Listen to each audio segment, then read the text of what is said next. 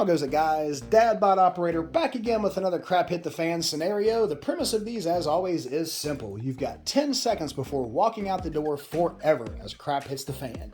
You can only grab one of these two rifles on your way out the door. Which one do you grab? Today's contestants are the Ruger 1022 and the Winchester 1894.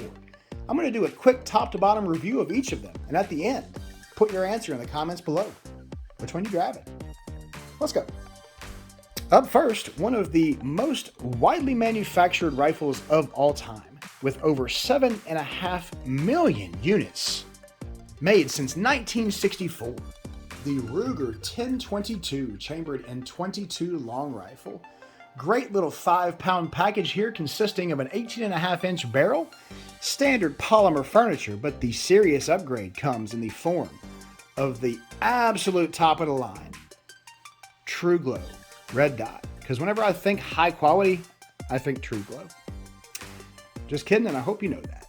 Ruger BX25 25 round magazine is in addition to the normal standard 10 round box magazine that normally comes with it.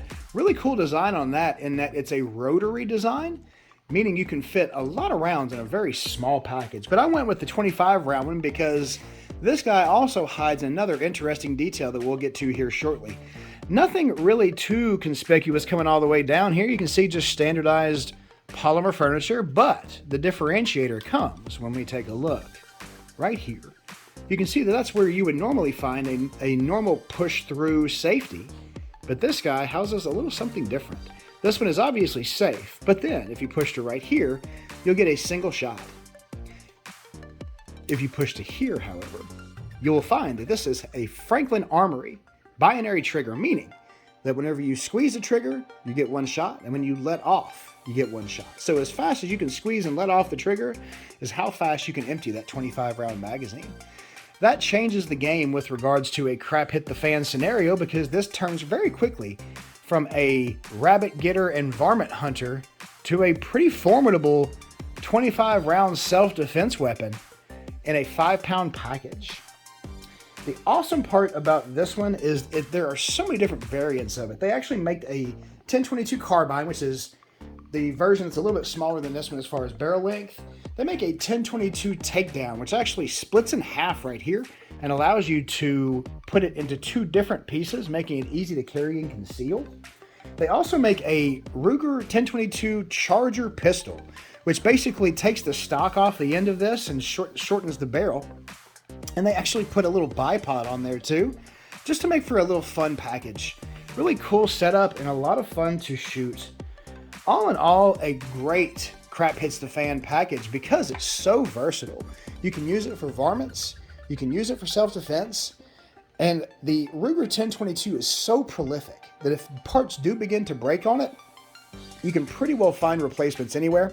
The only thing that I would recommend highly against is trying to install a Franklin Armory binary trigger yourself unless you have a little bit of skill.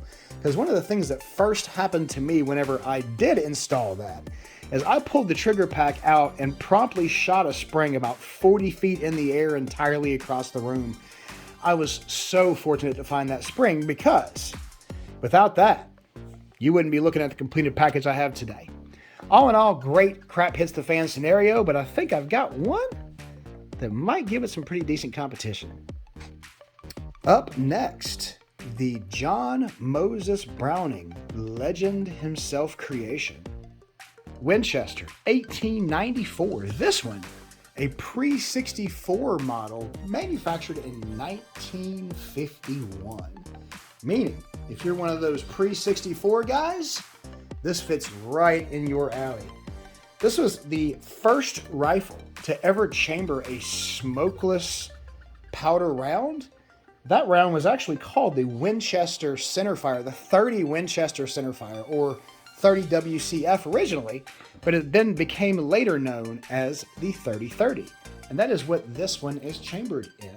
Over 7.5 million of these have also been manufactured, meaning that parts availability in a crap hits the fan scenario should not be an issue for you. And as you take a look at this, you can just see the quality in this. This rifle is over 70 years old at this point and is in absolutely beautiful shape. The furniture is held up really well. Bluing is still nice and intact all the way across it. Does it have some character? It sure does. It's got some scratches on it, but those are just stories it has to tell if you listen. Side gate loader on this, 7-round capacity overall, top ejecting, which is going to turn a lot of people off, particularly in a crap hits the fan scenario, because a scope is not going to work with this firearm. Unfortunately, that does hinder this a little bit, but the fact that its quality control was so good up until 1964 lends itself to the knowledge that this firearm is going to be great for hundreds of years down the road. Speaking of 1964, in 64 they made some changes to the rifle. The owner of the company retired and resigned, and they decided they wanted to save some money. So they started switching everything out on it. They switched out the receiver, solid steel one, to a stamped sheet metal receiver. They also switched out the cartridge lifter on the inside to, I got some snap caps in here, to a sheet metal lifter. And then all of the roll pins, which were previously all solid steel, were then made into hollow roll pins. So a few quality control issues that make the pre-64 rifles very highly sought after. And in a crap hits the fan scenario, the pre-64 editions are going to be a much better commodity. All in all, the best part, in my opinion, is the trigger.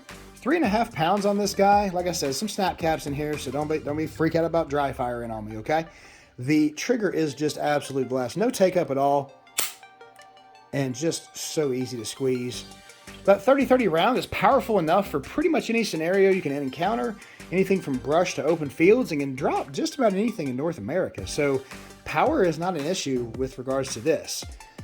But of these two rifles, either the Ruger 1022 or the Winchester 1894, manufactured in 1951, which one are you grabbing?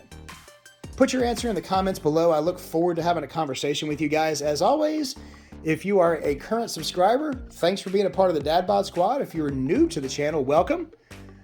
The Dad Bod Squad is always happy to have new members. Beers in the fridge. We'll catch you next time.